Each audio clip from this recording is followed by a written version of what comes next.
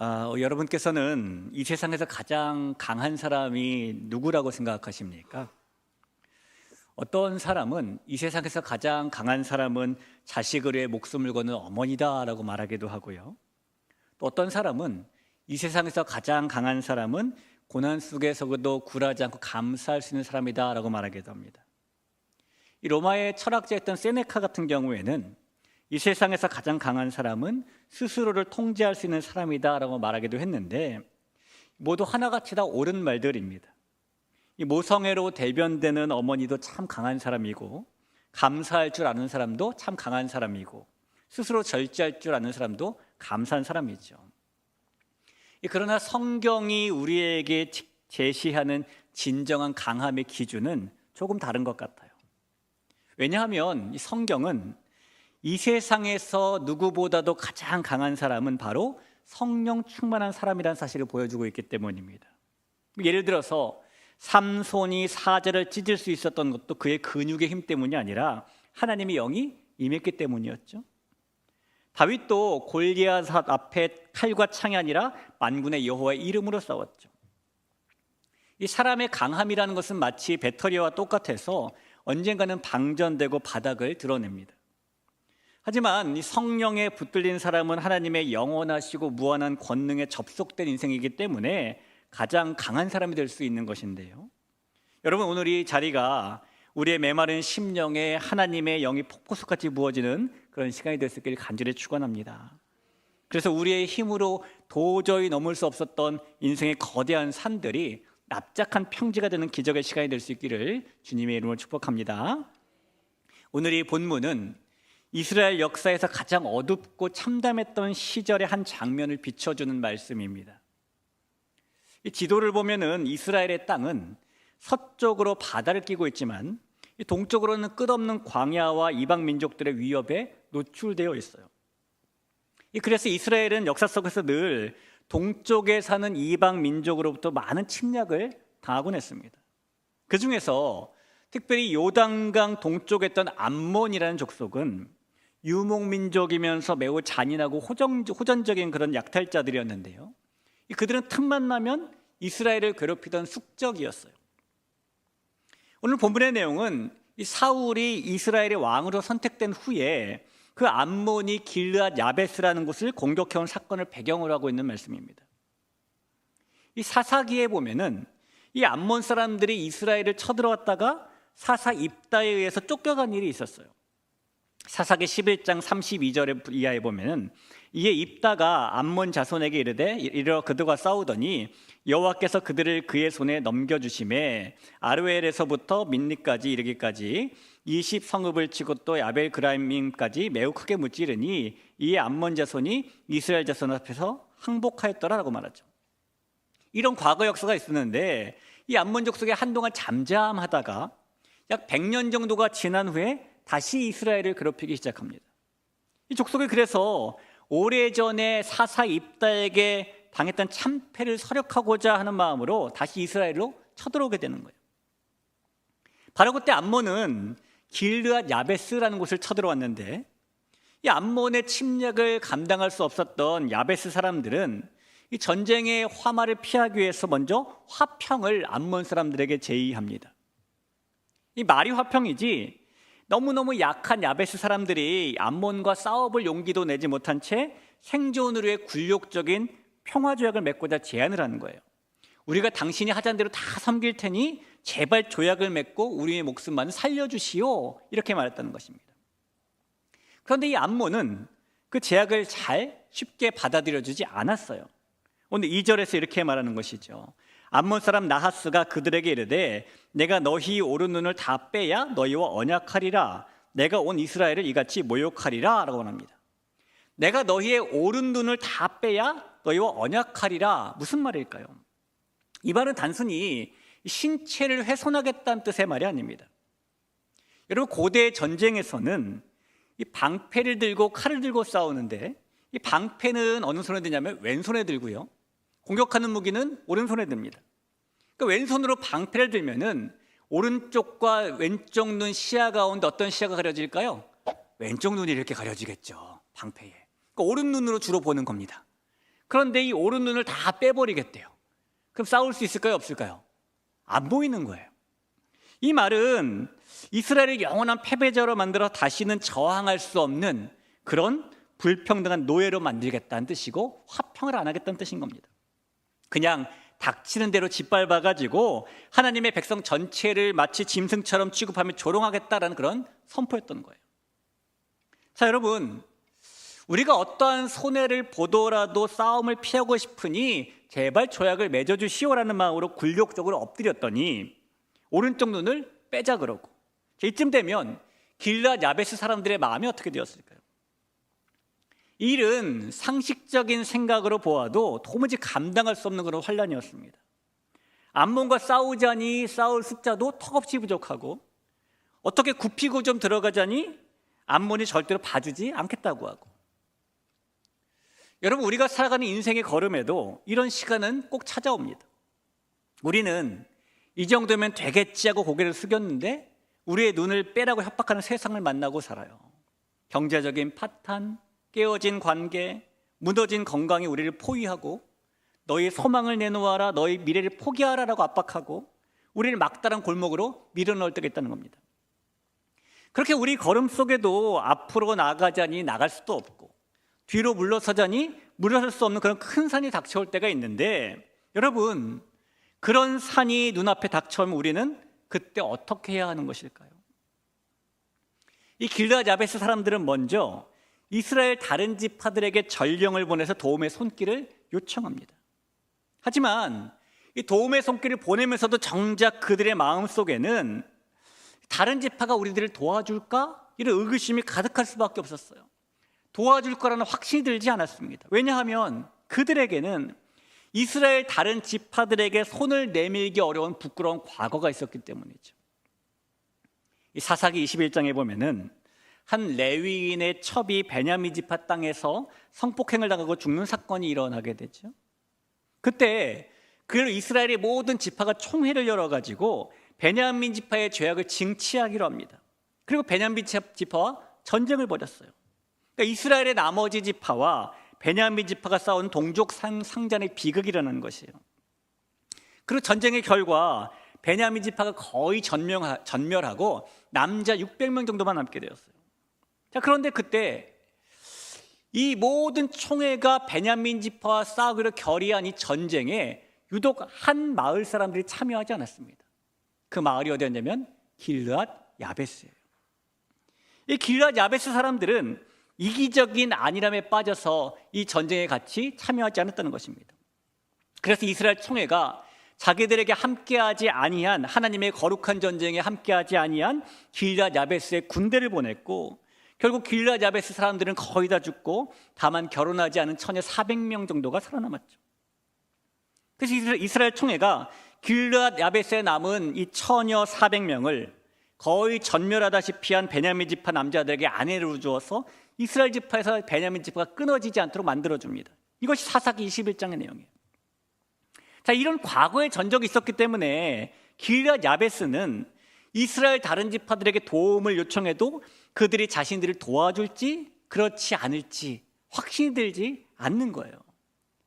자신들은 이스라엘 안에서 어려울 때 등 돌린 배신자, 그렇게 낙인 찍힌 동네 사람들이기 때문인 것이죠.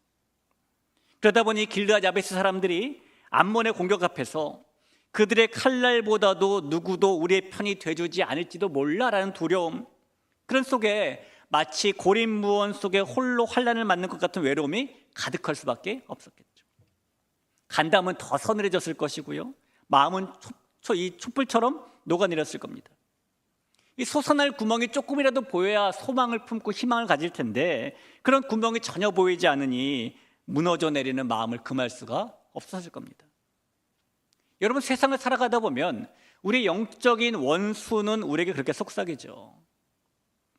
너 예전에 이런 잘못했었잖아. 네가 무슨 염치로 하나님한테 도와달라고 기도해? 아무도 너를 돕지 않을 거야. 그래서 우리 영적인 원수인 사탄은 우리의 과거를 들추러내면서 하나님께 나아가 용기까지 빼앗아 버리려고 합니다. 성도 여러분, 그럴 때 우리는 우리의 마음이 이 길앗 야베스 사람들의 마음처럼 솟아날 구멍이 전혀 보이지 않는 철저히 고립된 광야에 있는 것처럼 서 있는 것 같을 때 그때 우리는 도대체 어떻게 해야 되는 것일까요? 오늘이 사무엘상 1장 11장 1절에서 11절까지의 말씀을 보면 하나님께서는 그런 길르앗 야베스의 절망적인 눈물을 외면하지 않으십니다. 이 길르앗 야베스의 참담한 소식이 이스라엘 전역에 퍼져갔는데 이스라엘의 왕으로 선택된 사울의 귀까지 들어갔다는 거예요. 그리고 이 말을 듣자마자 사울의 마음속에는 거룩한 분노가 생겨나는데 이 사울이 이 소식을 듣는 장면을 성경은 아주 전율이 돋는 모습으로 이렇게 표현합니다. 6절 말씀을 볼까요? 사울이 이 말을 들을 때에 하나님의 영에게 크게 감동되며 그의 노가 크게 일어났다라고 말하죠. 여러분, 이 모습은 굉장히 의외의 모습이에요. 왜냐하면 사울이 왕으로 선택됐을 때의 모습을 생각해 보면 그는요 원래 부끄러움이 너무너무 많은 사람입니다. 그래서 이스라엘 왕을 뽑을 때도 그가 짐 보따리들 사이에 숨었잖아요. 그 정도로 소심한 사람이 사울이었어요. 그런데 하나님의 영이 임하자 그는 사자와 같이 강한 사람이 되는 것입니다. 이 성령이 주시는 거룩한 분노로 생명을 구하는 데 앞장서게 되죠. 그래서 그는 즉시 소 한 결에, 즉 2마리의 소를 잡아서 각을 뜨고 각 지역으로 조각들을 보내 사람들을 모으기 시작합니다. 누구든지 일에 동참하지 않으면 너희에서도 이렇게 할 것이다 라고 말하면서 7절이죠. 한 결의의 소를 잡아 각을 뜨고 전령들의 손으로 그것을 이스라엘 모든 지역에 두루 보내 이르되 누구든지 나와서 사울과 사무엘을 따르지 아니하면 그의 소들도 이와 같이 하리라 하였더니. 그리고 놀라운 일이 그 다음에 일어나요. 7절 볼까요? 누구든지 나와서 사울과 사무엘을 따르지 아니하면 그의 소들도 이와 같이 하리라 하였더니 여호와의 두려움이 백성에게 임하매 그들이 한 사람같이 나온지라. 여러분, 저 길르앗 야베스는 등을 돌렸던 배신자야. 이런 과거의 앙금, 지파 간의 벽, 우리만 아니면 돼, 이런 이기주의가 성령의 은혜 속에 다 녹아내린 거예요. 그리고 33만 명이라는 거대한 인파가 마치 한 몸처럼 움직이기 시작하죠. 그러니까 성령이 임하면 이런 강한 사람이 되는 것입니다. 그리고 이튿날 새벽에 사울의 군대는 암몬을 기습해서 초토화시켰고요, 눈을 뽑힐 뻔했던 이 길르앗 야베스 사람들을 자유와 승리를 노래하는 찬송의 주인공으로 바꾸어 줍니다. 도저히 무너뜨릴 수 없을 것 같았던 큰 산, 이 암몬이라는 거대한 산이 하나님의 영에 사로잡힌 한 사람과 그의 공명한 백성들에 의해서 평지가 되어버린 거예요. 사랑하는 성도 여러분, 이것이 세상에서 가장 강한 성령의 능력입니다. 이것이 거대한 산이 우리 앞을 가로막을 때 우리가 할 수 있는 유일한 길입니다. 성령은 그 능력이 불가능해 보이던 연합도 가능하게 하고 보이지 않던 길도 열어주는 거예요. 그 능력이 세상에서 가장 강한 힘을 믿고 이 땅을 살아갈 수 있기를 주의 이름으로 간절히 부탁을 드립니다. 자, 그렇다면 여러분, 이제 여기 앉아있는 우리를 좀 한번 돌아보죠. 우리가 이 눈앞에 감당할 수 없는 큰 산을 만날 때에 그 산을 넘기 위해 살 수 있는 일이 무엇입니까? 오늘 길르앗 야베스 사람들에게는 암몬이 눈앞에 큰 산이었던 것처럼 모든 사람은 진퇴양난의 그런 큰 산, 거대한 산을 만나고 살아요. 아마 이 자리에 앉아 계신 여러분에게도 크고 작은 갖가지의 암몬이 둘러싼 인생을 살고 있을지도 모릅니다. 그런 모습이 있을 수도 있어요. 이 치열한 경쟁 속에서 미래가 보이지 않는 학생과 청년들에게는 진학이나 취업이 큰 산이 될 것이고요, 이 밑빠진 독처럼 채워지지 않는 경제적인 결핍을 겪는 분들에게는 물질이 큰 산일 거고, 아무리 기도해도 차도가 없는 것처럼 느껴지는 육신의 질병, 마음의 질병은 우리를 거대한 이 벼랑 끝으로 밀어넣는 산처럼 보이죠. 이유 없이 무너지는 우울과 불안의 마음도 우리에게 큰 산처럼 느껴질 수 있습니다. 우리는 그 산 앞에서 자주 억울하고 속상해서 소리 높여 울어요. 이 깨진 관계의 파편 앞에서 울고, 해소되지 않는 마음의 불안 때문에 울고, 자녀들을 보며 울고. 그러나 그 울음이 문제를 해결해 주지는 않는 겁니다. 여러분, 그럴 때 우리가 할 수 있는 일이 무엇입니까? 하나님께서는 큰 산을 만나는 우리에게 스가랴 선지자를 통해서 이런 해답을 주셨어요. 스가랴 4장 6절 7절입니다. 만군의 여호와께서 말씀하시되 이는 힘으로 되지 아니하며 능력으로 되지 아니하고 오직 나의 영으로 되느니라. 큰 산아 내가 무엇이냐? 내가 스룹바벨 앞에서 평지가 되리라. 우리 말씀에 7절 한 번만 띄워주실래요? 우리 7절 한번 같이 소리내서 읽어볼까요? 읽습니다. 시작. 큰 산아 내가 무엇이냐? 내가 스룹바벨 앞에서 평지가 되리라. 이것이 하나님께서 선지자 스가랴를 통해서 우리에게 거대한 산을 만난 우리에게 주신 해답이에요. 여러분, 길르앗 야베스 앞에 있던 암몬이라는 거대한 산이 평지가 되었던 것은 하나님의 영, 성령의 능력 때문입니다. 그런 것과 마찬가지로 저와 여러분 앞에 있는 큰 산도 오직 성령의 능력으로만 평지가 될 수 있는 것입니다. 그 사실을 믿으시길 간절히 부탁드려요. 문제를 내 힘으로 해결하려고 하면 그 문제는 우리를 짓누르는 큰 산이 되지만, 그 문제 앞에서 성령의 능력을 구하면 그 산은 하나님의 영광을 드러내는 무대가 될 수 있음을 믿으시기를 간절히 소원합니다. 여러분, 어쩌면 우리들 중에는 아무리 성령의 문제를 구해도 문제가 해결되지 않던데요, 아무리 성령의 능력을 구해도 문제가 해결되지 않던데요 라는 생각을 하시는 분이 계실 수도 있어요. 그러나 만약에 그렇다면 우리는 그런 똑같은 생각을 했다가 회개했던 로버트 하디 선교사의 말을 기억할 필요가 있습니다. 1890년 9월에 조선 땅에 선교사로 들어왔던 로버트 하디가 1903년에 써보낸 선교보고서에 이런 글이 있어요.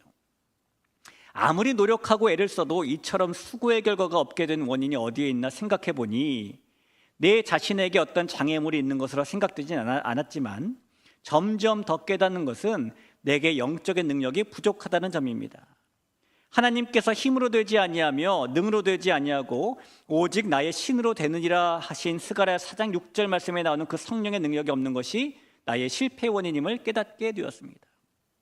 그리고 이 하디 선교사가 이 사실을 인정하고 성령 앞에 굴복했을 때에 조선의 강산의 영적인 대부흥의 평지가 열리게 된 것이에요. 사랑하는 성도 여러분, 성령에 감동된 사람은 산의 높이를 재면서 낙심하지 않습니다. 대신에 성령에 감동된 사람은 그 산을 만드시고 그 산보다 크신 하나님의 능력을 바라봅니다. 여러분, 우리가 성령 충만하지 않으면 큰 산 앞에서 통곡하는 것 외에 할 수 있는 일이 없겠지만, 그러나 우리가 하나님의 영에 사로잡히면 아무리 빠져나갈 구멍이 보이지 않는 절망 속에서도 하나님께서 하십니다 라는 믿음의 선포가 나오게 돼요. 오늘 이 저녁 여러분 앞에 있는 암몬 때문에 낙심하지 마시기 바랍니다. 길르앗 야베스 사람들을 위해 사울을 예비하시고 33만 명의 마음을 움직이신 하나님께서는 오늘 저와 여러분을 위해서도 성령의 능력을 준비하고 계시기 때문이에요. 힘으로 되지 아니하며 능으로 되지 아니하고 오직 나의 영으로 되느니라. 큰 산아 내가 무엇이냐? 내가 스룹바벨 앞에서 평지가 되리라. 이 말씀이 저와 여러분의 심령에 새겨지길 간절히 소원합니다. 그래서 이 길르앗 야베스가 절망해서 승전보를 들었던 것처럼 하나님께서 오늘도 성령의 능력으로 우리의 전쟁을 뒤집으시는 소식을 우리가 들었으면 좋겠어요. 오늘 밤 이 기도의 자리에서 주님, 나를 성령으로 크게 감동을 시켜 주옵소서. 내 앞에 이 산이 평지가 되게 하여 주옵소서. 내 눈을 빼려고 하는 저 원수 마귀를 멸하시고 하나님의 승리를 맛보게 하옵소서. 이렇게 기도할 수 있기를 바랍니다. 그래서 이튿날 새벽 저와 여러분의 삶의 현장에서도 길르앗 야베스의 구원 소식과 같은 승전보가 울려 퍼지기를 주님의 이름으로 간절히 축원합니다.